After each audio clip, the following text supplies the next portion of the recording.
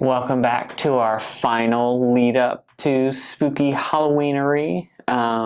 So we've talked about supernatural elements, monsters, ghosts, all that good stuff.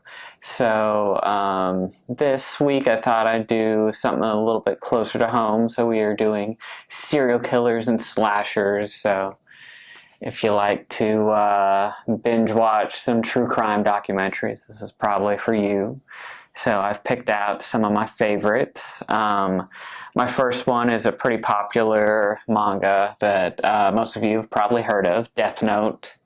So this one is supernatural, but it is about a mysterious killer that happens to have a magical notebook, a Death Note, and whoever's name is written in the Death Note will die.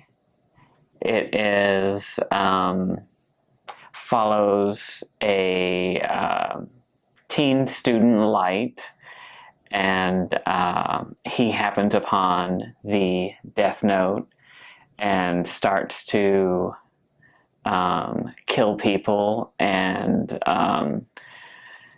get the attention of the police communities. The more and more he kills, and it becomes sort of a cat and mouse between him and this brilliant detective, L. So it is an interesting series that follows both the human concepts of people that find these death notes as well as their demonic companions. So this is a fun series if you've never read it. My next one is also a manga. This one is called Doubt. So this one is about a mobile phone game.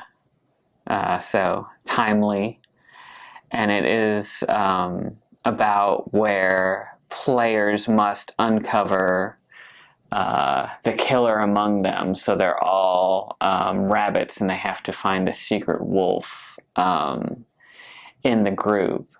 And this starts out with a bunch of fans of the game decide to do a real-world meetup. And when they meet up, they are knocked unconscious and wake up in these rabbit masks with strange tattoos on them in front of a dead body, and they have to find out who the killer among them is.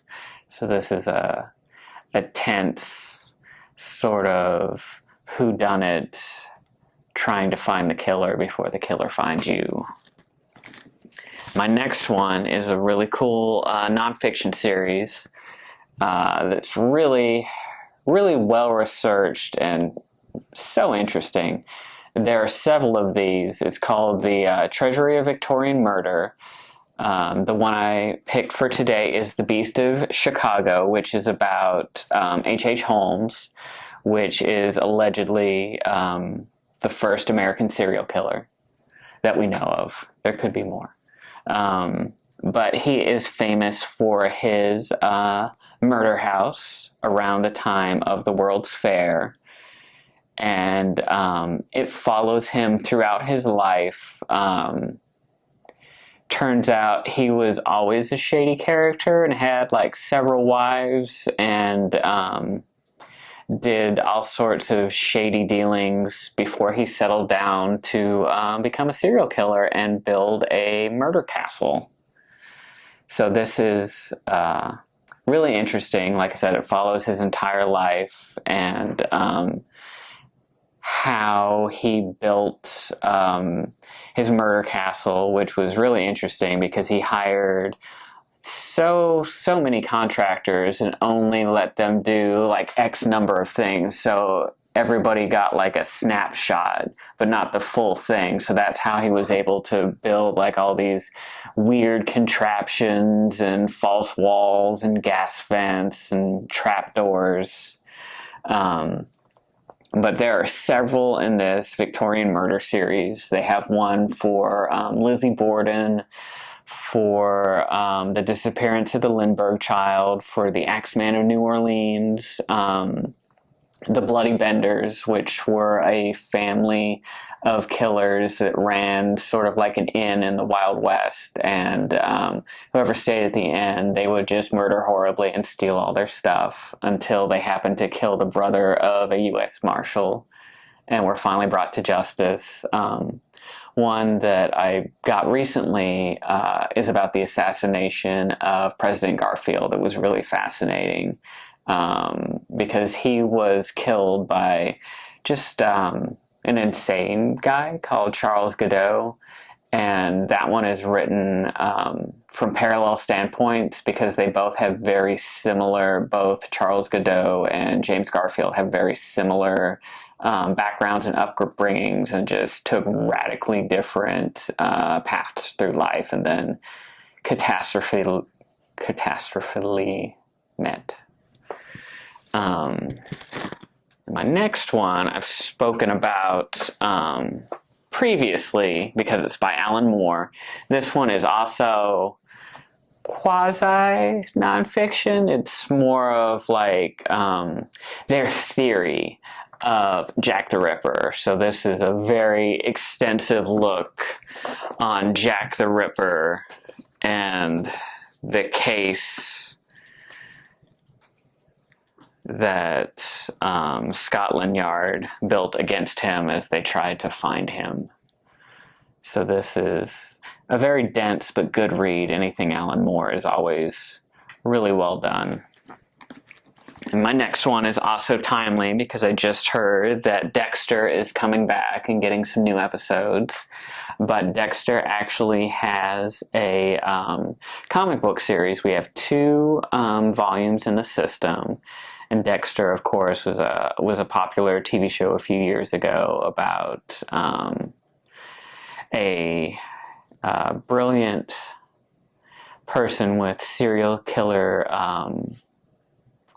inclinations that was spotted at a young age by his policeman father and was trained to sort of abate his baser instincts and use them for good. So he is a serial killer of serial killers.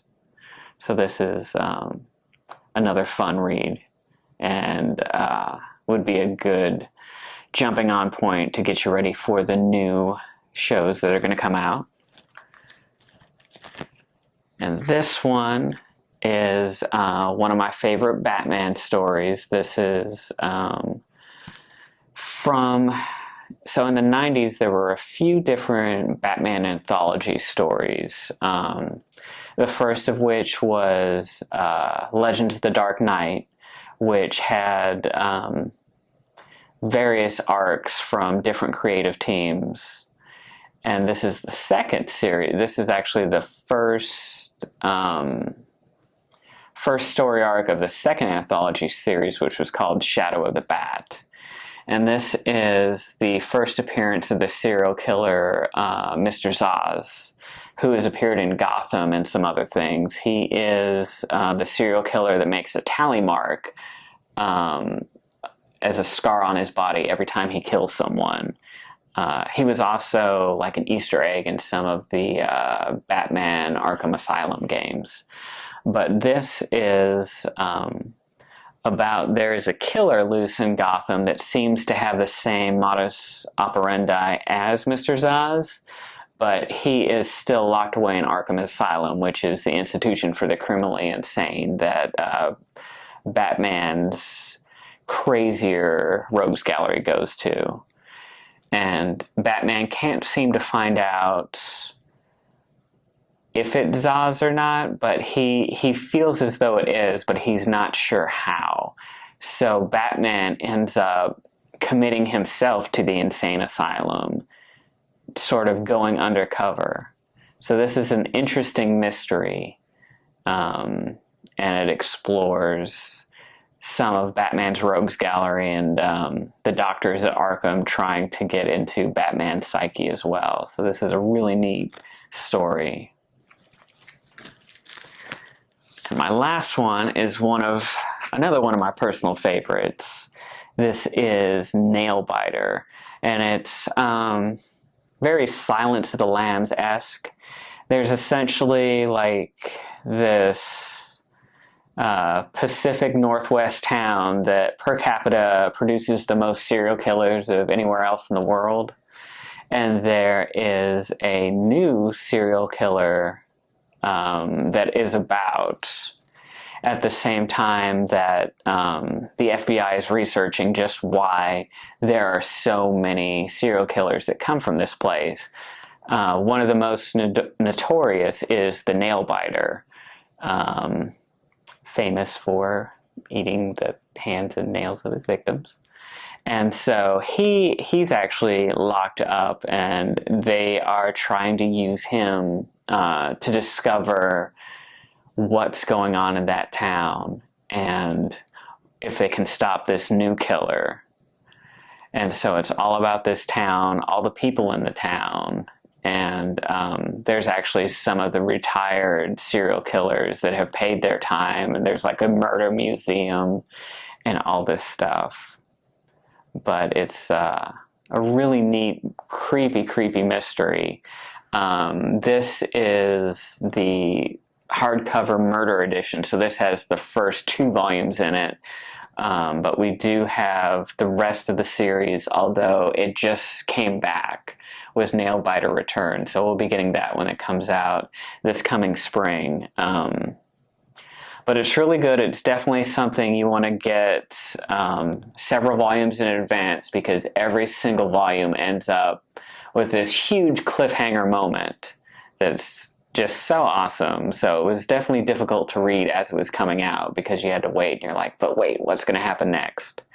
So this is available at our Bailey Cove branch. The full series will be available when North Huntsville opens back up, so that'll be exciting. But this is definitely my favorite of the serial killer books, and I can't wait to see what happens next in the story. So thank you so much for joining me. As always, be sure to like, comment, subscribe, and I will see you guys next week.